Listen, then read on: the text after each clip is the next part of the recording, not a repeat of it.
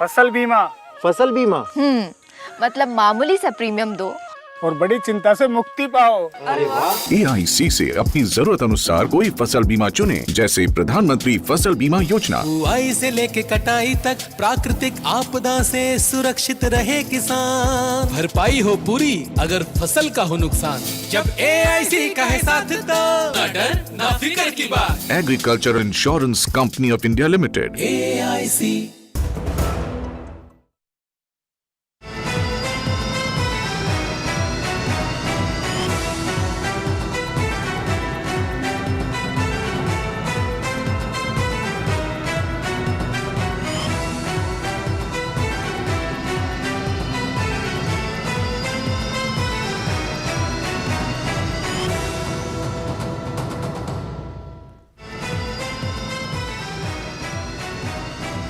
नमस्कार, news night में आप सभी का स्वागत है। मैं हूं आपके साथ आरायन। वाराणसी की ज्ञानवापी परिसर में पूजा की अर्जी पर आज वाराणसी कोर्ट का फैसला हिंदू पक्ष में आया है। लंबे समय से इस मामले पर कानूनी लड़ाई चल रही थी, जिसको हिंदू पक्ष अपनी एक बड़ी जीत बता रहा है। क्या है ये पूरा मामला, इस विषय पे आज करेंगे विस्तार से चर्चा। इसके अलावा बताएंगे कि विश्व डेयरी समिट के उद्घाटन के मौके पर प्रधानमंत्री मोदी ने क्या कही बड़ी बातें। दिखाएंगे खबर कांग्रेस के विवादित ट्वीट की भी होगी बात। आम आदमी पार्टी पर घोटालों के आरोपों को लेकर बीजेपी के सबूत की। लेकिन सबसे पहले इस वक्त की हेडलाइंस पर डालते हैं नजर।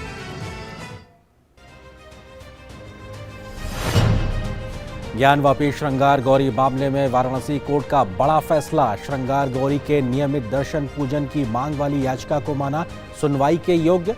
मुस्लिम पक्ष की दलील खारिज। मामले में अगली सुनवाई 22 सितंबर को। हिंदू पक्ष ने जताई खुशी, कहा ASI सर्वे और शिवलिंग की कार्बन डेटिंग की करेंगे मांग।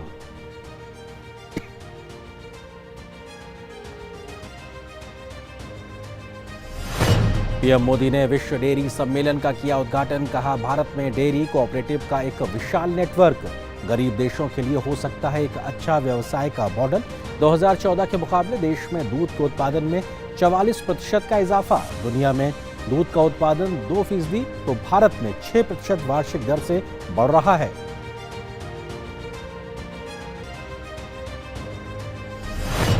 देश के कुछ राज्यों में फैले लंपी वायरस को लेकर बोले प्रधानमंत्री मोदी, कहा राज्य सरकारों के साथ मिलकर केंद्र सरकार इसे कंट्रोल करने की कर रही है पुरजोर कोशिश। हमारे वैज्ञानिकों ने तैयार कर ली है लंपी स्किन डिसीज की स्वदेशी वैक्सीन।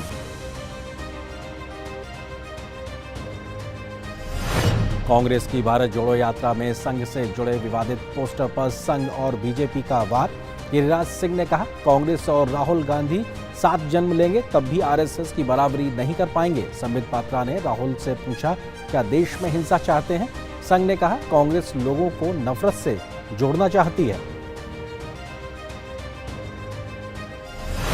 भ्रष्टाचार के मसले पर बीजेपी और आप में बड़ा घमासान। बीजेपी नेताओं ने भ्रष्टाचार निरोधक शाखा में सौंपे दिल्ली स्कूलों में क्लासरूम निर्माण के मामले में सबूत। कहा 5 लाख का कमरा 35 लाख में बना। बच्चों के नाम पर हुई लूट, घोटाले को करते रहेंगे उजागर।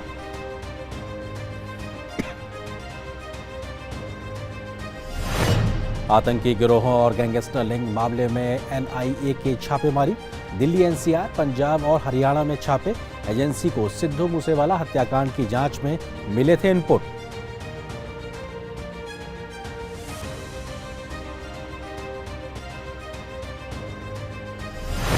सोनाली फोगाट की मौत की CBI जांच। गोवा सरकार की सिफारिश के बाद केंद्र सरकार ने जांच का काम CBI को सौंपा। फोगाट का परिवार लगातार कर रहा था मांग।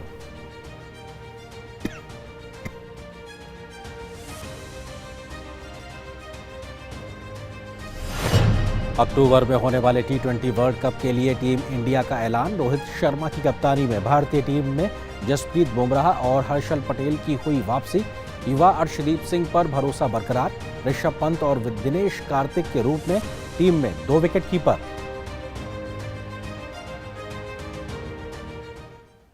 आप देख रहे थे अभी इस वक्त की सुर्खियां। खबरों पर डालते हैं विस्तार से नजर। वाराणसी में ज्ञानवापी मामले में दायर मामले को जिला अदालत ने सुनने योग्य माना है और मुस्लिम पक्ष की दलील को खारिज कर दिया है। अदालत ने श्रृंगार गौरी की पूजा अर्चना की मांग पर सुनवाई की मांग पर सहमति दी है और अब यह मामला आगे कोर्ट में सुना जाएगा। अदालत ने मुस्लिम पक्ष द्वारा दिए गए 7/11 के प्रार्थना पत्र को खारिज कर दिया। मामले में अगली सुनवाई 22 सितंबर को होगी।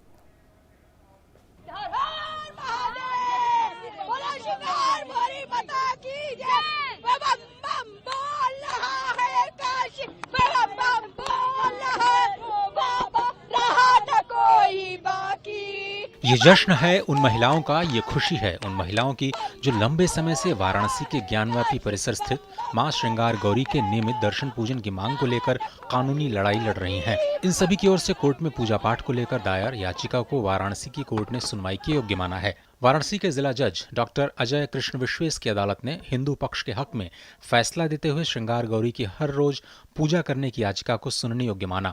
अदालत ने मस्जिद पक्ष की तरफ से दायर याचिका खारिज करते हुए कहा कि इसमें मेरिट नहीं है। आज कोर्ट ने हमारे सारे आर्गुमेंट्स को मान लिया है। मुस्लिम पक्ष की एप्लीकेशन रिजेक्ट कर दी है। प्लेसेस ऑफ वर्शिप एक्ट की उनकी जो प्ली थी उसको खारिज कर दिया है। वक्फ एक्ट की प्ली को खारिज कर दिया है। कोर्ट ने कहा है कि सूट मेंटेनेबल है। अब इस मामले की अगली सुनवाई 22/9 को होगी और एविडेंस लीड की जाएगी। इशूज इंतजामिया कमेटी की तरफ से ये दरखास्त पड़ी थी कि जो मुकदमा दाखिल हुआ है वो चलने योग्य नहीं है। वो दरखास्त जो इंतजामिया कमेटी की खारिज हुई है उसके खिलाफ इंतजामिया जाएगी हाई कोर्ट में।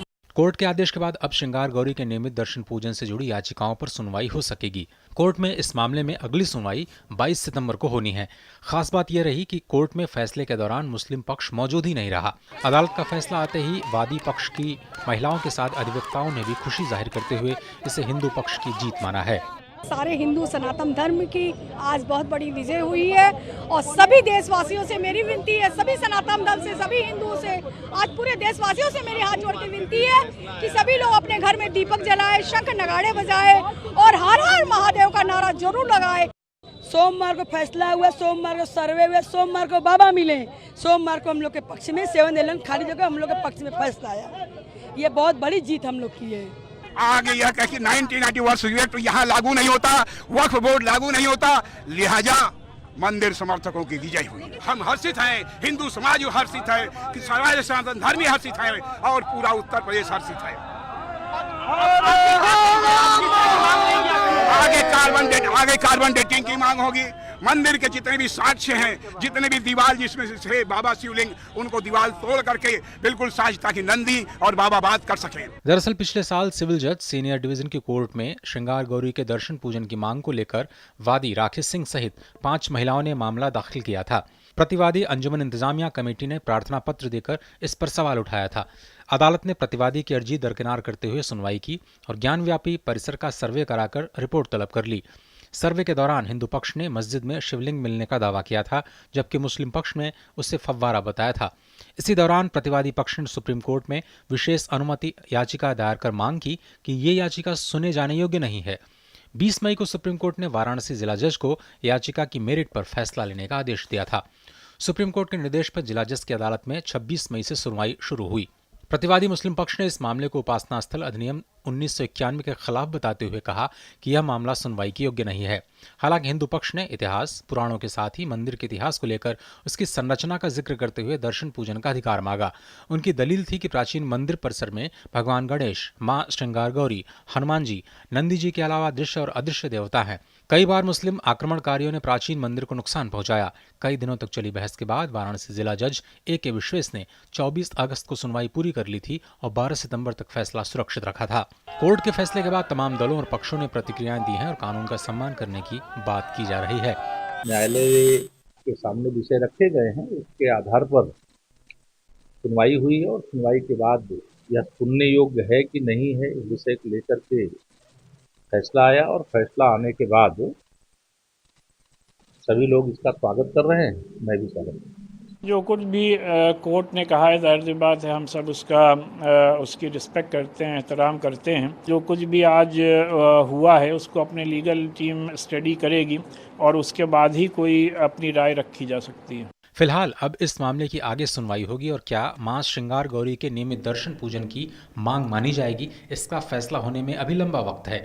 उधर इसी विवाद से जुड़े कुछ मामलों में इलाहाबाद हाई कोर्ट में भी सुनवाई हो रही है, जहां 3 मामलों में सुनवाइयां पूरी हो चुकी हैं, जबकि 2 में सुनवाई जारी रहेगी।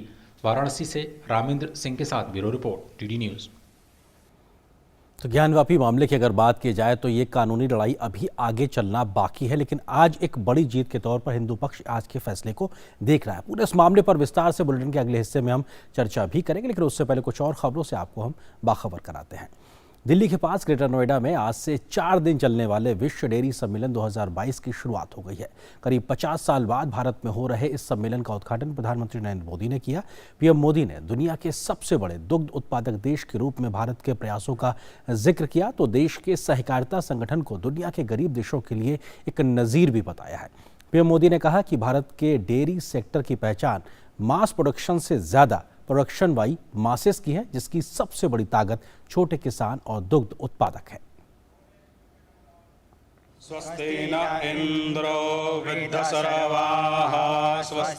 भारतीय संस्कृति और इसके समृद्ध विरासत के प्रतीक स्वस्ति मंत्र की ध्वनि से गुंजायमान अंतर्राष्ट्रीय डेयरी संघ विश्व डेयरी सम्मेलन 2022 का सम्मेलन, जिसका उद्घाटन प्रधानमंत्री नरेंद्र मोदी ने किया।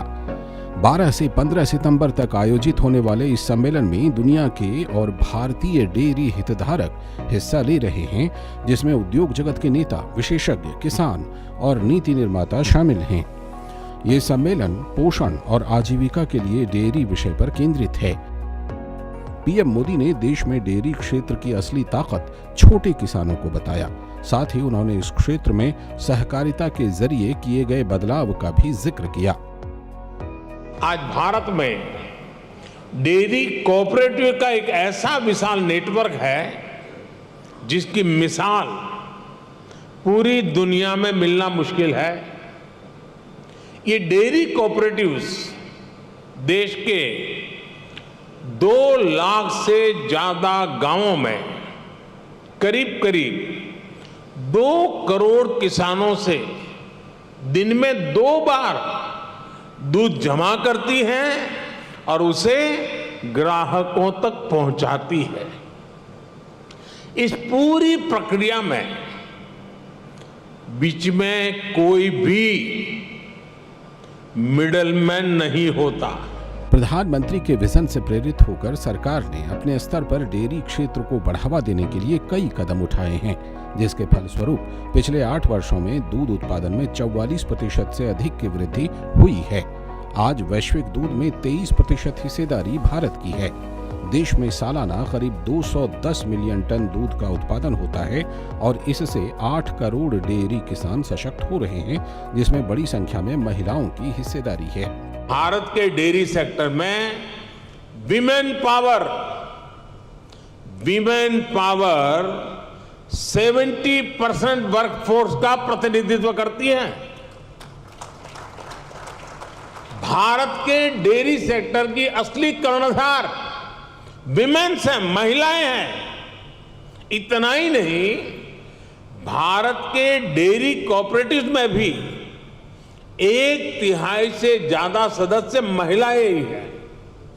आप अंदाजा लगा सकते हैं, भारत में जो डेयरी सेक्टर 8.5 लाख करोड़ रुपए का है, जिसकी वैल्यू धान और गेहूं के कुल प्रोडक्शन से भी ज्यादा है, उसकी ड्राइविंग फोर्स भारत के ग्रामीण क्षेत्र में रहने वाली महिलाएं हैं, हमारी माताएं हैं, हमारी बेटियां हैं। पीएम मोदी ने कहा कि देश में पशुओं के व्यापक टीकाकरण पर भी बल दिया जा रहा है। उन्होंने बताया कि 2025 तक पशुओं को फुट एंड माउथ डिजीज और ब्रुसलोसिस की बीमारी से मुक्ति के लिए 100% टीकाकरण का संकल्प लिया गया है। पीएम ने पशुओं में मिल रही लंपी बीमारी का जिक्र किया और कहा कि विभिन्न राज्य सरकारों के साथ मिलकर केंद्र सरकार इसे नियंत्रित करने की कोशिश कर रही है। पिछले कुछ समय में भारत के अनेक राज्यों में लंपी नाम की बीमारी से पशुधन की क्षति हुई है। विभिन्न राज्य सरकारों के साथ मिलकर केंद्र सरकार इसे कंट्रोल करने की पुरजोश कोशिश कर रही है। हमारे वैज्ञानिकों ने लंपी स्किन डिसीज की स्वदेशी वैक्सीन भी तैयार कर ली है। वैक्सीनेशन के अलावा जांच में तेजी लाकर पशुओं की आवाजाही पर नियंत्रण रखकर उस बीमारी को काबू करने की कोशिश की जा रही है। इससे पहले पीएम मोदी ने ग्रेटर नोएडा के India expo centre and mart में लगी प्रदर्शनी का जायजा लिया, जिसमें दूध उत्पादन और इससे जुड़ी विभिन्न प्रौद्योगिकियों को प्रदर्शित किया गया था। इस मौके पर उत्तर प्रदेश के मुख्यमंत्री योगी आदित्यनाथ और मत्स्य पालन, पशुपालन और डेयरी मंत्री परषोत्तम रुपाला भी मौजूद रहे। ब्यूरो इनपुट्स के साथ अनुज यादव की रिपोर्ट, डीडी न्यूज। अंतर्राष्ट्रीय डेयरी संघ विश्व डेयरी सम्मेलन 2022 सम्मेलन में दूध उत्पादन से जुड़े उद्योग जगत की हस्तियां भी हिस्सा ले रही हैं। उन्होंने अपने अनुभवों को साझा करते हुए विश्व में इस क्षेत्र में बढ़ रही भारत की प्रतिष्ठा का जिक्र किया है। उन्होंने डेयरी क्षेत्र में हो रहे विकास के लिए सरकार के प्रयासों की जमकर सराहना की है। सरकार का विशेष फोकस, खास करके हमारे प्रधानमंत्री जी का 2 साल पहले उन्होंने जो एक डबल द मिल्क प्रोडक्शन ये विजन लेके चले हैं, उसमें हमारी ग्रोथ अगर देखा गया तो ओवरऑल इंडिया में 44% है, पर कुछ राज्यों में जैसे गुजरात हुआ, महाराष्ट्र हुआ, कर्नाटका हुआ, तमिलनाडु, आंध्र प्रदेश, यहाँ पे ये जो ग्रोथ है वो डबल डिजिट की है। इन स्टेटों में है वो 10, 12, 14% तक ग्रोथ है। We are by the farmers, of the farmers, for the farmers, both central government and state government. They have helped Karnataka Milk Federation enormously. सरकार ने बहुत ही मेहनत की है डेयरी सेक्टर में।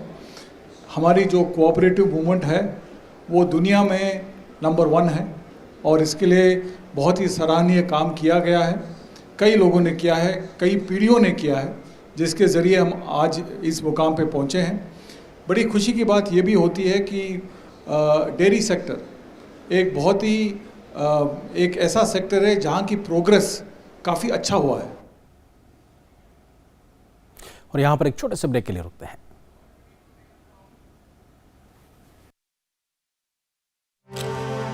भारत की पोलियो से जीत की कहानी बड़े बड़े शब्दों में लिखी जाएगी, पर इस जीती हुई लड़ाई को कायम रखने के लिए हमें अपने प्रयासों को जारी रखना होगा जब तक दुनिया से पोलियो का खतरा पूर्ण रूप से टल न जाए। खतरा है बरकरार, इसीलिए पोलियो की खुराक पिलाना है हर बार। 2 बूंद हर बार, पोलियो पर जीत रहे बरकरार।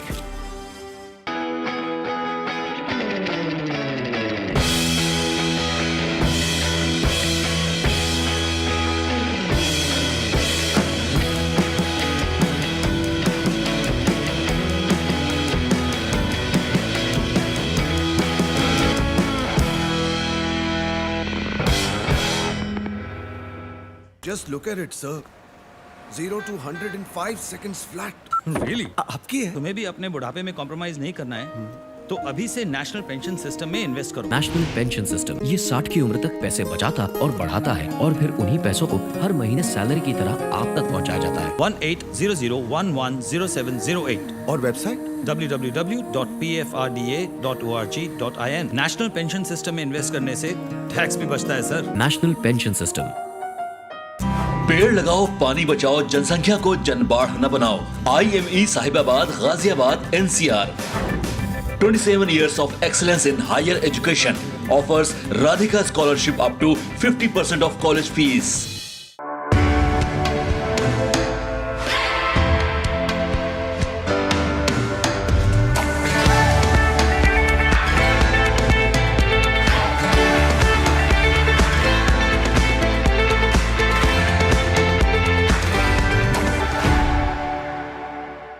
इन शहरी बस्तियों में अब राष्ट्रीय शहरी स्वास्थ्य मिशन हरियाणा के तहत शहरी प्राथमिक स्वास्थ्य केंद्रों के माध्यम से गर्भवती की जांच व सुरक्षित प्रसव की मुफ्त सुविधा उपलब्ध करवाई जाती है, ताकि आपकी ममता और खुशियां कायम रहें। तो याद रखिए, गर्भवती का नाम तुरंत दर्ज करवाएं, उसकी पूरी देखभाल करें और डिलीवरी अस्पताल में ही करवाएं।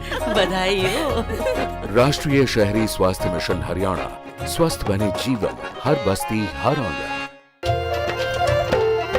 फसल बीमा से अब सुरक्षित आत्मनिर्भर बन जाए किसान। AIC के संग मौसम की मार अब नहीं करेगी तंग, नुकसान की होगी पूरी भरपाई। AIC किसान का हमराही। Agriculture insurance company of India limited, संपन्न भारत की पहचान, बीमित फसल खुशहाल किसान। जिन आँखों के सपने सुरक्षित हो वो चेहरे मुस्कुराते ही हैं, क्योंकि इनको है एक अच्छे भविष्य का भरोसा।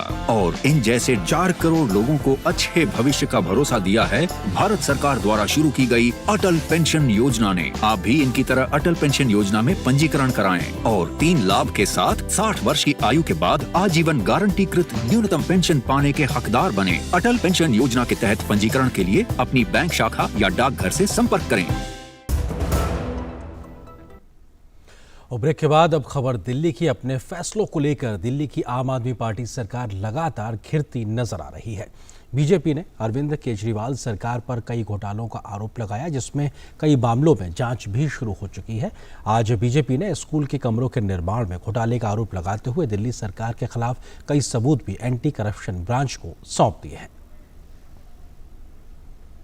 भारतीय जनता पार्टी बीते लंबे समय से दिल्ली की आम आदमी पार्टी पर भ्रष्टाचार के आरोप लगा रही है। ये आरोप सिर्फ राजनीतिक बयान तक सीमित नहीं है, बल्कि अब बीजेपी ने इन आरोपों को लेकर संबंधित एजेंसियों को सबूत देना भी शुरू कर दिया है।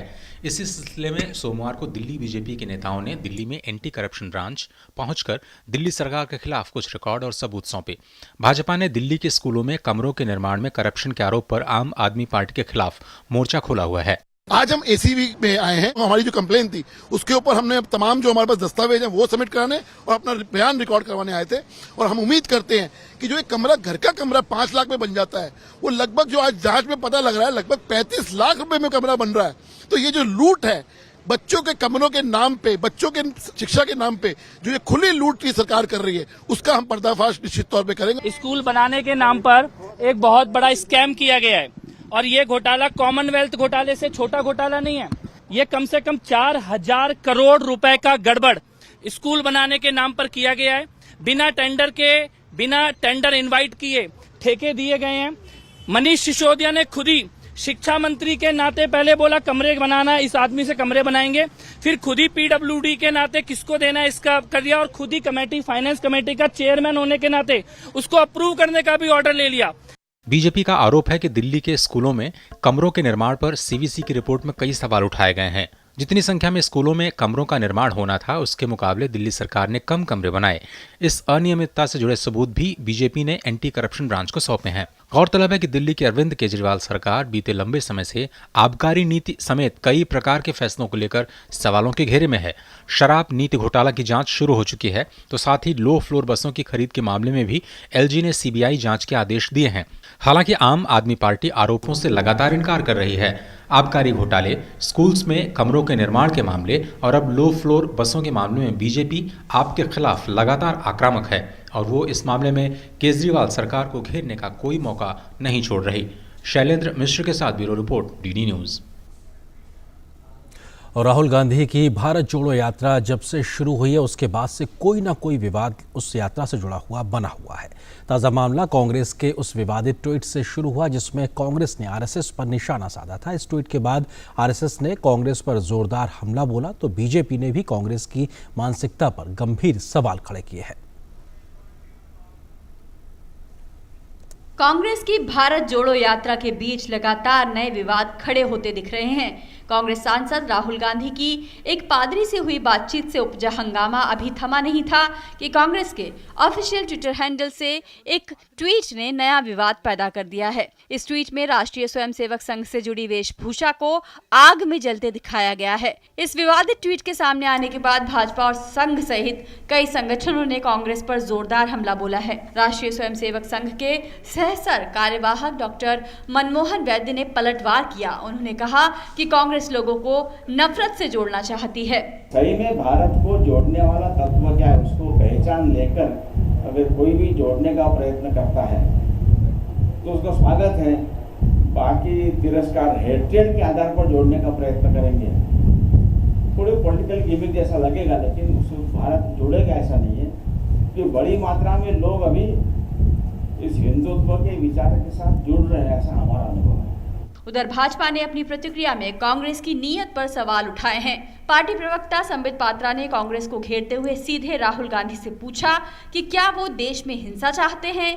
पार्टी का कहना है कि राहुल गांधी भारत जोड़ो यात्रा पर नहीं निकले, बल्कि उनका उद्देश्य टुकड़े टुकड़े गैंग को जोड़ने का प्रयास करना है। यह तस्वीर भारतीय जनता पार्टी आरएसएस को रिप्रेजेंट करते हुए कांग्रेस पार्टी ने ट्वीट किया है और इसमें आग जलते हुए दिखाया गया है।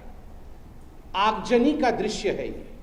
राहुल गांधी, ये भारत जोड़ो आंदोलन नहीं है, ये भारत तोड़ो और आग जलाओ आंदोलन है। और आज भारतीय जनता पार्टी बहुत जिम्मेदारी के साथ कहती है, इंडियन कॉन्स्टिट्यूशन और भारत के संविधान में हिंसा के लिए कोई स्थान नहीं है। राहुल गांधी जी का इतिहास जो है, उनके पार्टी का इतिहास जो है, वो भारत तोड़ो का इतिहास। जो कल तक टुकड़े टुकड़े लॉबी की पैरवी करते थे, जिन्होंने जाकर उन लोगों की पैरवी की जो भारत के टुकड़े टुकड़े करवाना चाहते थे, आज वो भारत जोड़ो यात्रा पर निकल चुके हैं। इसीलिए मैं कहता हूं कि हिपोक्रेसी छोड़ो। और राहुल गांधी जी, अगर हिपोक्रेसी छोड़ो नहीं हो पाता तो कम से कम भ्रष्टाचार छोड़ो। इस बीच भारत जोड़ो यात्रा के माध्यम से खुद में नई जान फूंकने का प्रयास कर रही कांग्रेस को उसके सहयोगी दलों का ज्यादा समर्थन मिलता नजर नहीं आ रहा। यूपीए की सहयोगी राष्ट्रवादी कांग्रेस पार्टी ने कहा है कि यात्रा कांग्रेस ने शुरू की है और इसका संयुक्त प्रगतिशील गठबंधन से लेना देना नहीं है। भारत जोड़ो यात्रा कांग्रेस ने शुरू की है, ये यूपीए की यात्रा नहीं है और ना ही उन्होंने इसके बारे में हमसे बात की है। कांग्रेस सांसद राहुल गांधी जब से अपनी यात्रा पर निकले हैं तब से लगातार ऐसे विवाद सामने आ रहे हैं जिन्हें लेकर कांग्रेस को बचाव की मुद्रा में आना पड़ रहा है। कांग्रेस के आधिकारिक सोशल मीडिया हैंडल से किया गया आरएसएस संबंधित विवादित ट्वीट भी इसी सिलसिले की एक कड़ी है। Bureau report, DD news. केंद्रीय सूचना एवं प्रसारण मंत्री अनुराग सिंह ठाकुर इन दिनों महाराष्ट्र में हैं, जहां उन्होंने कई कार्यक्रमों में हिस्सा लिया तो लोगों से संवाद भी स्थापित किया। अनुराग सिंह ठाकुर ने महाराष्ट्र के कल्याण लोकसभा क्षेत्र में जनप्रतिनिधियों, युवाओं और व्यापारी संगठनों से मुलाकात की। केंद्रीय मंत्री ने जहां केंद्र सरकार की जन कल्याणकारी नीतियों का लोगों से जिक्र किया तो समाज के लोगों से भी सरकार के प्रति सुझाव को जानना चाहा। केंद्रीय सूचना एवं प्रसारण मंत्री अनुराग सिंह ठाकुर ने महाराष्ट्र के कल्याण लोकसभा क्षेत्र के दौरे के दूसरे दिन विभिन्न कार्यक्रमों में हिस्सा लिया। उन्होंने जीवन के विभिन्न क्षेत्रों से जुड़े लोगों और समूहों के प्रतिनिधियों से मुलाकात की। इस दौरान सूचना एवं प्रसारण मंत्री ने केंद्र सरकार द्वारा जन कल्याण की दिशा में उठाए गए अहम कदमों की चर्चा की। उन्होंने कल्याण पूर्व विधानसभा में जिला परिषद सदस्यों, सरपंचों और नगर सेवकों के सम्मेलन को संबोधित करते हुए केंद्र सरकार के जन कल्याण के कार्यों को आम जन के बीच ले जाने की अपील की। 45 करोड़ से ज्यादा बैंक खाते नरेंद्र मोदी जी की सरकार ने 3 साल में खुलवा दिए। आपदा के समय बहनों के खाते में 31,000 करोड़ रुपया आया, यानी कि 1500 रुपया एक एक बहन के खाते में आया। यही नहीं, रसोई गैस के सिलेंडर 12 करोड़ देने का काम उज्ज्वला योजना में मोदी सरकार ने करके बहनों के धुएं से मुक्ति दिलाने का काम किया है। अब हर घर को नल से स्वच्छ जल देने की मांग को भी पूरा किया जा रहा है। हर घर को बिजली दे दी और एक तरह से 80 करोड़ लोगों को 28 महीने तक मुफ्त में अनाज देने का काम किया, तो भी नरेंद्र मोदी जी की सरकार ने किया है। केंद्रीय मंत्री अनुराग ठाकुर ने व्यापारियों, गैर सरकारी समूहों और समाज सेवा से जुड़े संगठनों के प्रतिनिधियों से भी मुलाकात की। इस दौरान इन समूहों ने कई सुझाव भी दिए, जिन्हें केंद्रीय मंत्री ने सरकार तक पहुंचाने का आश्वासन दिया।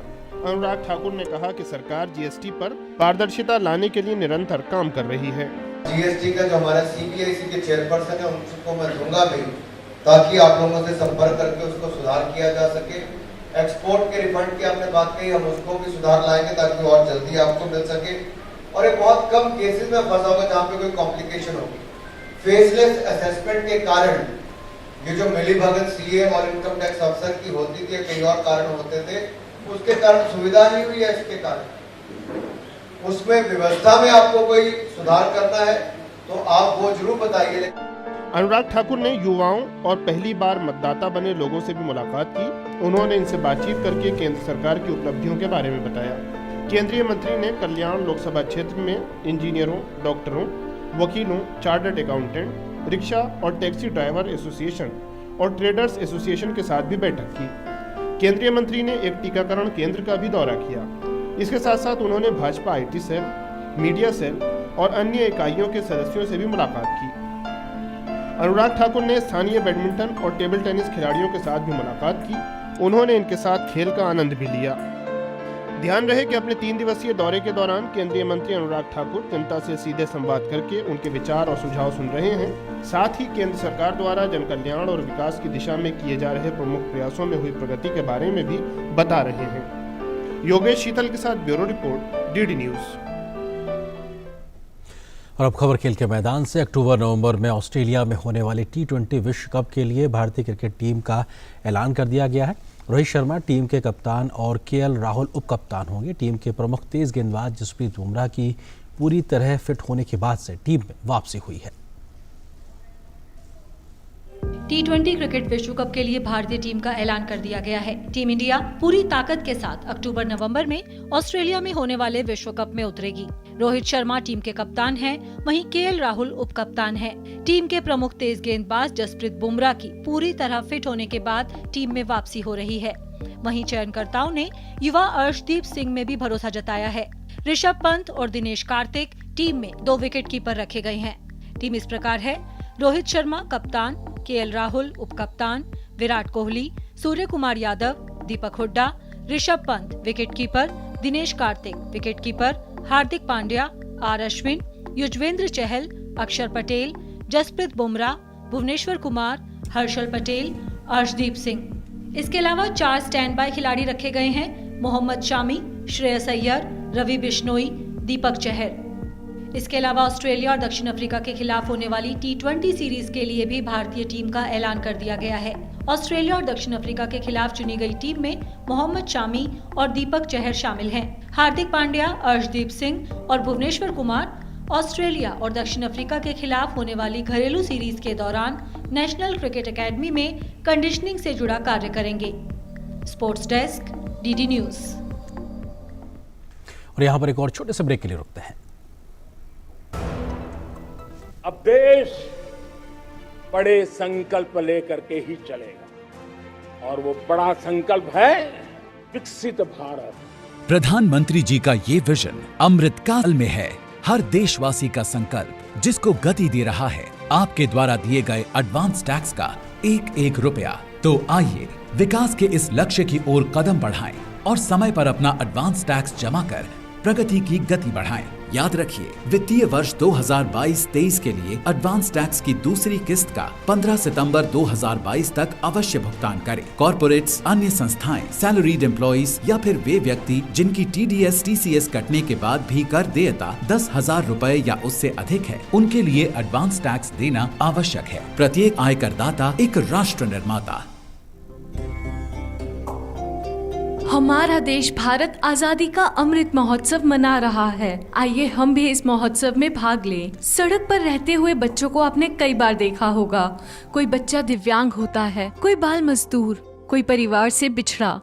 जब भी आप ऐसे किसी बच्चे को सड़क पर देखें तो ये आपका देश के प्रति कर्तव्य है कि आप NCPCR के सिटीजन पोर्टल पर सूचना दें। देश के नवनिर्माण में अपना योगदान देने के लिए सड़क पर रह रहे बच्चों को काउंसलिंग की सेवा, मेडिकल सेवा या किसी भी प्रकार की मदद पहुंचाने के लिए NGO, CSO, higher education, technical institute, colleges एवं यूनिवर्सिटीज, फाउंडेशन, सोसाइटी, ट्रस्ट सब NCPCR के बाल स्वराज पोर्टल पर खुद को संगठन या संस्था के रूप में रजिस्टर करें। ये बच्चे ही देश का भविष्य हैं और देश के भविष्य की रक्षा करना आपका और हमारा कर्तव्य है। जिन आंखों के सपने सुरक्षित हो वो चेहरे मुस्कुराते ही हैं, क्योंकि इनको है एक अच्छे भविष्य का भरोसा। और इन जैसे 4 करोड़ लोगों को अच्छे भविष्य का भरोसा दिया है भारत सरकार द्वारा शुरू की गई अटल पेंशन योजना ने। आप भी इनकी तरह अटल पेंशन योजना में पंजीकरण कराएं और 3 लाभ के साथ 60 वर्ष की आयु के बाद आजीवन गारंटीकृत न्यूनतम पेंशन पाने के हकदार बने। अटल पेंशन योजना के तहत पंजीकरण के लिए अपनी बैंक शाखा या डाकघर से संपर्क करें। क्यों बहनों, मिल गई ना खबर कैंप की? हाँ आशा, तू तो वहाँ मेरी नजर का इलाज करवा। नजर ही नहीं चाची, नाक, कान, त्वचा, शुगर, BP या कोई यौन रोग हो, सेहत और इलाज की मुफ्त सुविधा अब हमारे घर पर ही आ गई है। कैंप की अधिक जानकारी शहरी स्वास्थ्य केंद्र से या अपनी बस्ती की आशा से प्राप्त कीजिए। स्वस्थ बनी जीवन, हर बस्ती हर आंगन।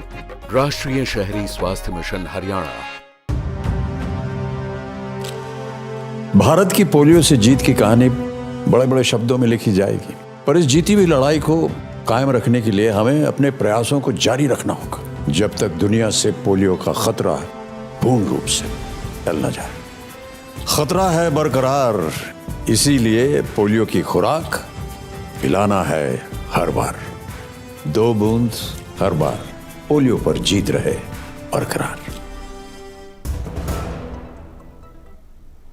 और ब्रेक के बाद न्यूज नाइट में आज की बड़ी खबर पे करेंगे चर्चा। इसी से जुड़ा है आज का हमारा विशेष भी, श्रृंगार गौरी की पूजा याचिका सुनवाई योग्य, यानी कि कोर्ट ने आज माना है ये मेंटेनेबल है और इसको सुनवाई योग्य माना है वाराणसी कोर्ट ने ज्ञानवापी का पूरा मामला। इस विषय पे बात करने के लिए इस वक्त बहुत ही खास मेहमान मेरे साथ मौजूद हैं। मौलाना नदीमुद्दीन प्रेसिडेंट हैं ऑल इंडिया उलेमा काउंसिल के, हमारे साथ जुड़ गए। सर बहुत स्वागत है हमारे साथ जुड़ने के लिए। इसके अलावा वरिष्ठ पत्रकार रामकृपाल सिंह जी भी हमारे साथ जुड़ गए। तीसरे मेहमान सुधीर त्रिपाठी हमारे साथ में बहुत जल्द जुड़ेंगे, जो कि हिंदू पक्ष के वकील हैं, बनारस से हमारे साथ जुड़ेंगे। फिलहाल आप दोनों का बहुत स्वागत है।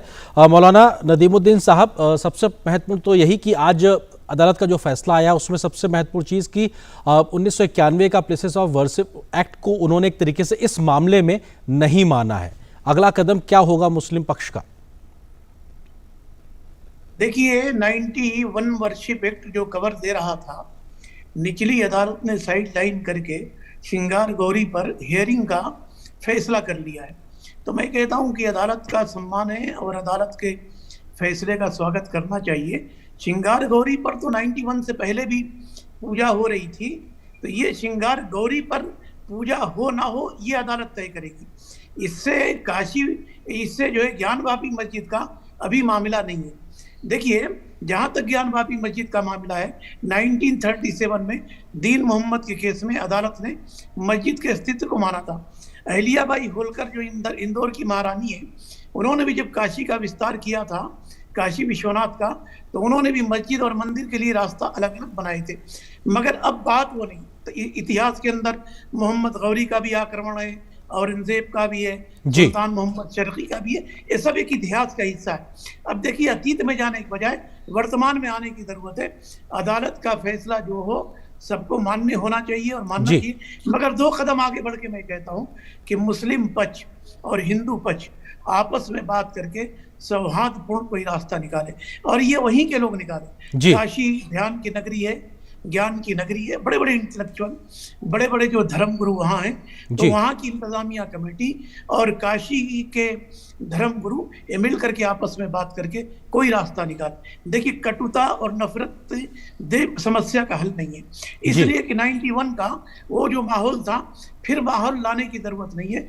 हमारा देश विश्व गुरु बनने जा रहा, हम यूनाइटेड नेशन के परमानेंट मेंबर बनने जा रहे हैं, हम आर्थिक विश्व गुरु बनने जा रहे हैं, $5 ट्रिलियन का हमारा इकोनॉमिक होने वाला है, हम दुनिया में हमारी बात सुनी जा रही। तो ऐसे में हिंदू और मुसलमान दोनों की जिम्मेदारी है कि आपस में बात करें। अगर बात से मसला हल नहीं हो रहा तो सरकार फास्ट ट्रैक कोर्ट बनाए और 6 महीने के अंदर इसके इश्यू को हल करे। बिल्कुल मौलाना साहब, बहुत बेहतर बात आपने कही कि दोनों पक्षों के अगर मुअज्जिज लोग बैठ के, खासतौर से धर्मगुरु बैठ के अगर अदालत के बाहर ही ये मसला निपटा लें तो शायद बहुत बेहतर होगा। हमारे साथ सुधीर त्रिपाठी जी भी संभवतः जुड़ गए हैं, हिंदू पक्ष के वकील हैं, बनारस से हमारे साथ इस वक्त जुड़ गए। सुधीर जी, महत्वपूर्ण चीज़ यही कि आज के इस फैसले को आप किस तरीके से देखते हैं और अब यहाँ से मामले की सुनवाई अब एक तरीके से आगे बढ़ती नजर आएगी, किस तरीके से हिंदू पक्ष देखता है इसको? सुधीर जी। जी, आज का जो ये फैसला जनरल अदालत का आया है, क्या महत्वपूर्ण आपकी दलीलें थीं, क्या तथ्य थे जिसके आधार पे आज आपको ये फैसला सुनने को मिला और जिसको आप एक बड़ी जीत के तौर पे देख रहे हैं? सुधीर जी। पहली दलील तो मेरा ये थी कि जो 1991 वर्शिप एक्ट है, जिस पर विपक्ष ने कहा था कि इसके आधार पर इनका मुकदमा खारिज होना चाहिए, कि उस एक्ट में यह प्राविधान दिया गया है कि जो 1947 में जो धार्मिक स्थिति थी उसमें कोई बदलाव या परिवर्तन नहीं होना चाहिए। तो हमने दलील दिया था कि जो 1947 में स्थिति थी उसका निर्णय तब हो पाएगा जब इसके ट्रायल चलेंगे, इसके मुकदमे को आगे किया जाएगा, इसमें साक्ष्य सबूत के आधार पर देखा जाएगा कि यह मंदिर है या मस्जिद, तब तो धार्मिक स्थिति का स्वरूप ऐसा ही रहेगा। जब विवाद की स्थिति है तो उसका एक निर्णय लेना पड़ेगा। इसलिए 7-11 प्रार्थना पत्र के द्वारा इनका निरस्त किया जाए और ट्रायल आगे चलाया जाए। दूसरा, उन्होंने कहा था कि यह वक्फ बोर्ड की संपत्ति है और इसकी सुनवाई सिविल न्यायालय में नहीं हो सकती है। इसकी सुनवाई शरिया कोर्ट में होनी चाहिए और उनका उस मजहब के अनुसार होना चाहिए। हमने इस पर बहुत सारे रूलिंग दिए और रूलिंग में यह है कि वक्फ की संपत्ति तो पहले है नहीं, इनके पास कोई कागजात इन्होंने दिन मोहम्मद के मुकदमे भी नहीं दिखाए थे और यहाँ भी नहीं दिखाए। और यदि मान भी लिया जाए दौरान बहस कि अगर वक्फ की है तो वक्फ संपत्ति होने पर नॉन मुस्लिम के साथ यह नियम लागू नहीं होगा। नॉन मुस्लिम के साथ यह सिविल का ही बात चलेगा।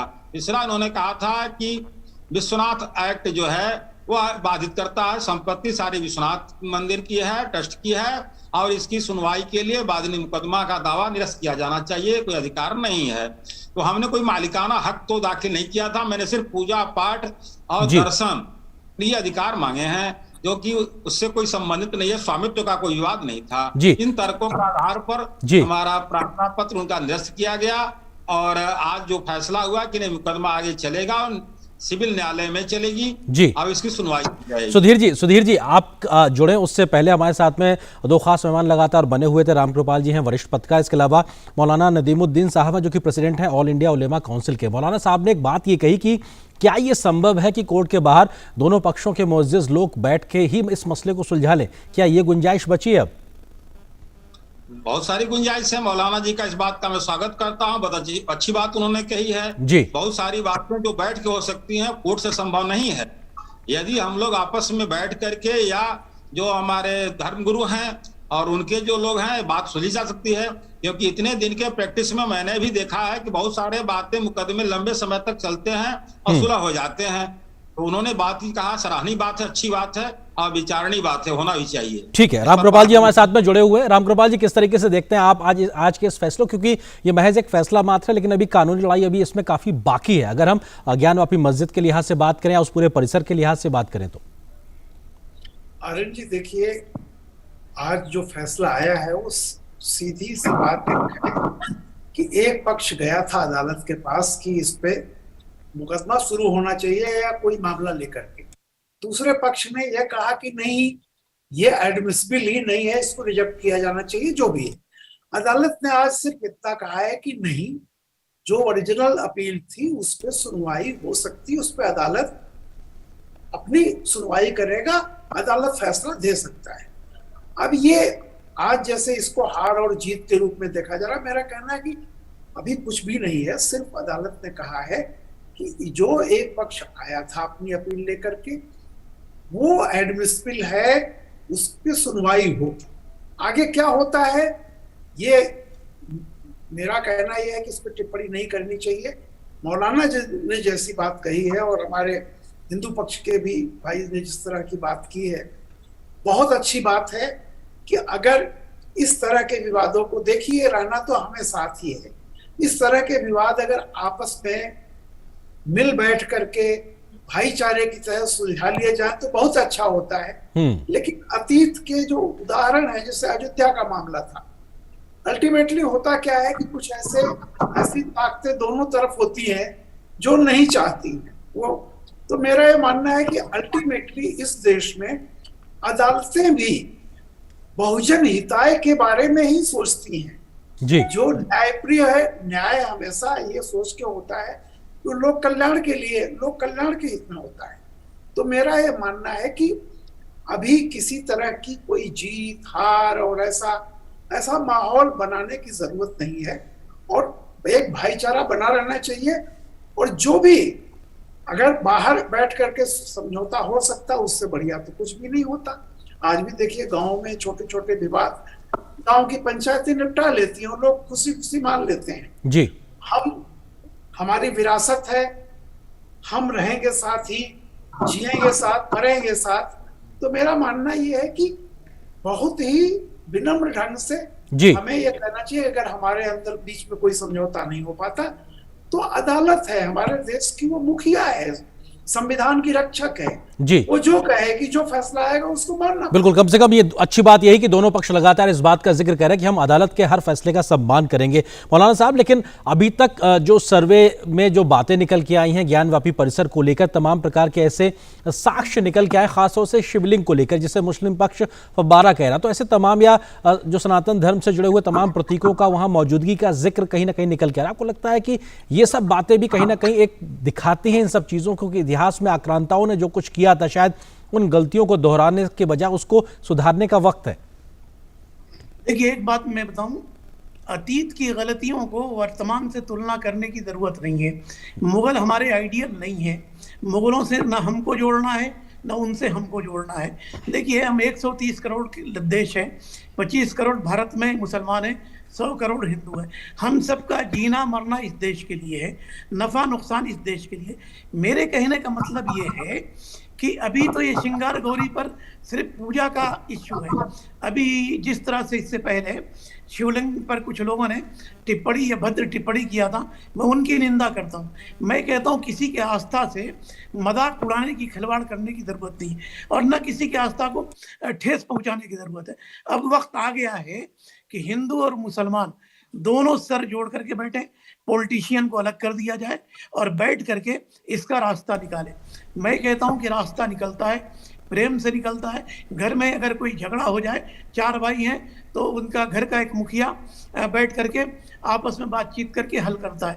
तो बरादराने वतन हिंदू भाई हमारे बड़े भाई हैं, हम छोटे भाई हैं। बड़े और छोटे भाई के अंदर कोई विवाद है तो हम सब बैठ करके कहाँ गलतियां हो रही हैं, किसने आक्रमण किया, मंदिर तोड़ के मस्जिद बनाई गई, क्या हुआ, उस पर बैठे, बात करें और बात करके प्यार से रास्ता निकालें। देखिए मौलाना साहब, आप चूंकि इस बात को एक बार फिर से दोबारा कह रहे हैं, मैं आपसे संजीदगी से समझना चाहता हूं कि क्या व्यक्तिगत हैसियत में, क्योंकि आप प्रेसिडेंट भी हैं ऑल इंडिया उलेमा काउंसिल के, क्या कोई प्रयास करेंगे? क्योंकि मुस्लिम पक्ष जो वादकार है वहां पे वो हाई कोर्ट जाने की बात कर रहा है, सुप्रीम कोर्ट तक मुकदमा लड़ने की बात कर रहा है। जी देखिए, डेमोक्रेसी में राइट से आप हाई कोर्ट को जाए, सुप्रीम कोर्ट जाए, मगर बाबरी मस्जिद वाला इश्यू मत दोहराइए। 30 साल 40 साल फिर खून खराबा, मैं कहता हूँ ये सब गलत है।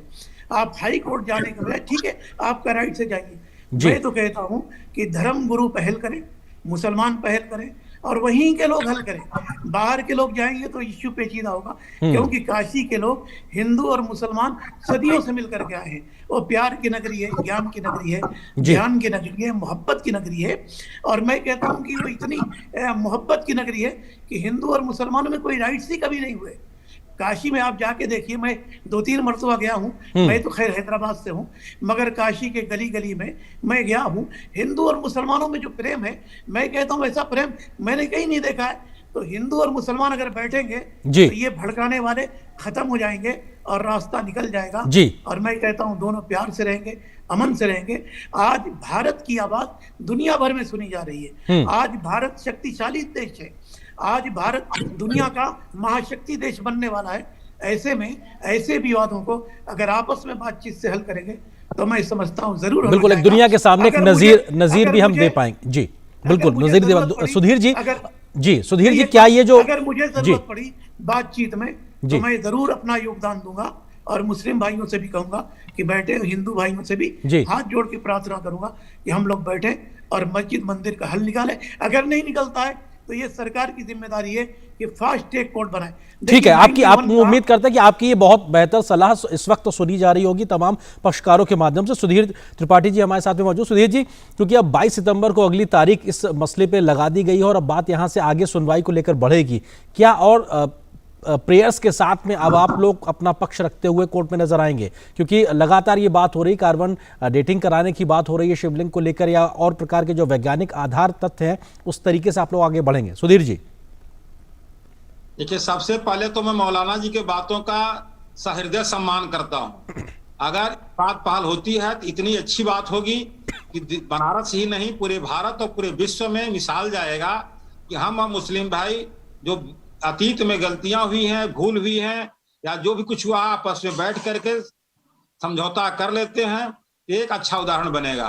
दूसरी बात है कि 22 तारीख को सबसे पहले हमने कमीशन के दौरान जो कुछ चीजें छूट गई हैं उसके लिए प्रार्थना पत्र दिया हूं, न्यायालय में हमारा विचाराधीन है। मैं उस पर बल दूंगा कि पुनः कमीशन की कार्रवाई कर जहां शिवलिंग की प्राप्ति हुई है उससे दक्षिण तरफ एक व्यास जी का तहखाना है नंदी के बीच में, उसमें मलबा हटा करके वहां कमीशन की कार्रवाई की जाए। और शिवलिंग से सिर्फ पूर्व तरफ एक दीवार है, उस दीवार को दरवाजे को ईंट पत्थर से बंद कर दिया गया है, उसको खोल करके वहां कमीशन कार्रवाई की जाए। और ब्रैकेटिंग है, ब्रैकेटिंग के पश्चिमी दीवार जहां मां सिंगार गौरी की चौकट है उसके पूर्वी दीवार पश्चिमी दीवार तरफ एक दरवाजा उसको भी पत्थर से बंद कर दिया गया है, उसको भी खोलकर कमीशन कार्रवाई स्पष्ट कर दी जाए, रिपोर्ट आ जाए। लेकिन हम मौलाना जी की बातों को सबसे पहले वरीयता दूंगा और चाहूंगा कि इस पर पहल हो और इसका एक बैठ करके कोर्ट के बाहर जो निर्णय आ जाएगा वो ऐतिहासिक रहेगा और बहुत अच्छा और हमारे एक गंगा जमनी तहजीब पर अच्छा बन रहेगा। जी रामकृपाल जी, आपको लगता है कि ये अपने आप में एक नज़ीर के तरीके से है और कम से कम इस तरीके की स्थितियां ये दिखाती हैं कि साहब एक परिपक्वता तो हमारे दोनों पक्षों में खास तौर से दिखाई पड़ रही है। रामकृपाल जी। बिल्कुल आनंद जी, देखिए ये बहुत अच्छा है और बिल्कुल सही है। देखिए एक चीज ये है कि दोनों पक्ष एक दूसरे की भावना को समझे। जैसा मैंने पहले कहा था कि अटल जी ने कभी कहा था कि हम अपना पड़ोसी नहीं बदल सकते, हम एक साथ, कोई भी गली ऐसी नहीं होगी जहां पे एक समुदाय, दोनों समुदाय के लोग न रहते हों। तो मेरा ही कहना है कि जब हम साथ इतने जमाने से हैं और ये जो बात हो रही है, हमारा अतीत रहा है, हम मिलजुल करके रहते आए हैं, पूरी दुनिया के सामने उदाहरण है, इसमें कोई नई बात नहीं है। बीच में जो कुछ खुराफाती तत्व दोनों तरफ से जो कुछ करते हैं, हमें उनसे निपटना है।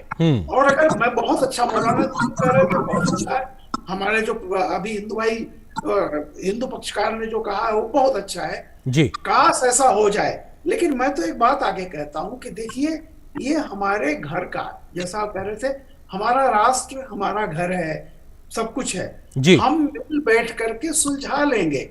और अगर कहीं से अदालत, जैसा बहुत बढ़िया उन्होंने कहा कि इस तरह के मामलों को बहुत लंबा खींचने के बजाय अगर दो पक्षों में नहीं हो पाता तो एक फास्ट ट्रैक कोर्ट बना करके जी इस तरह के विवादों का निपटारा जल्दी कर दिया जाए। ठीक बात है, ये बहुत लंबे समय तक चलते हैं तो कई बार समाज में एक संदेश भी उस तरीके जाता है। फिलहाल वक्त इतनी ही इजाजत दे रहा है। आप तीनों मेहमानों का बहुत बहुत शुक्रिया, सुधीर जी आपका, मौलाना जी आपका और रामकृपाल जी आपका हमारे साथ जुड़ने के लिए बहुत बहुत शुक्रिया। फिलहाल एक छोटे से ब्रेक के लिए रुकते हैं, बहुत जल्द हाजिर होते हैं।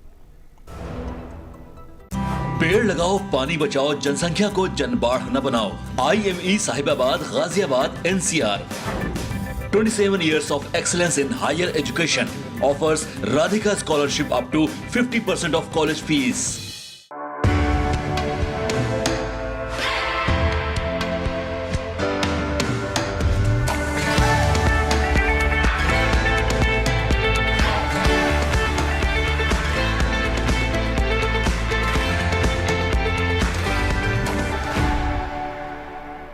Just look at it, sir. 0 to 100 in 5 seconds flat. Really? आपकी है? तुम्हें भी अपने बुढ़ापे में कॉम्प्रोमाइज नहीं करना है तो अभी से नेशनल पेंशन सिस्टम में इन्वेस्ट करो। नेशनल पेंशन सिस्टम ये 60 की उम्र तक पैसे बचाता और बढ़ाता है और फिर उन्हीं पैसों को हर महीने सैलरी की तरह आप तक पहुंचाया जाता है। 1800110708 और website www.pfrda.org.in। National pension system में इन्वेस्ट करने से टैक्स भी बचता है sir. National pension system.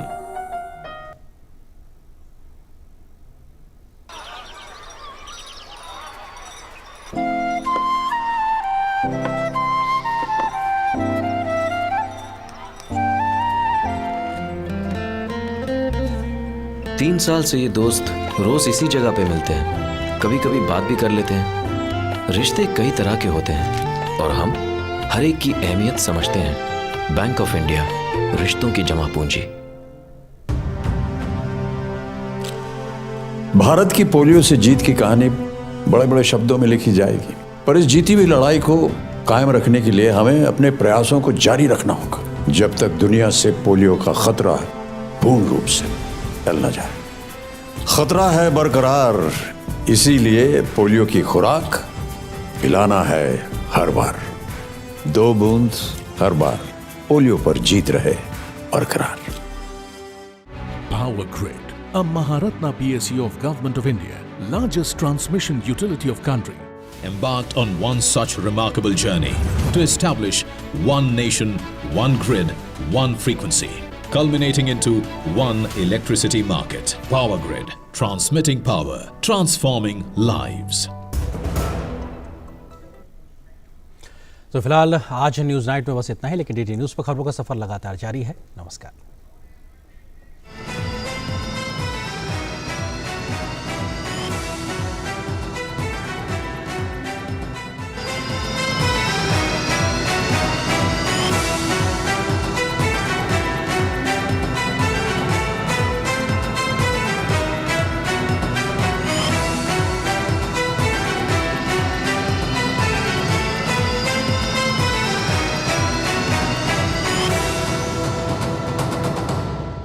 News night के प्रायोजक थे LIC, हर पल आपके साथ। IME Ghaziabad, 27 years of excellence in higher education। Wonder cement, जब दिल में हो जज्बात तभी होती है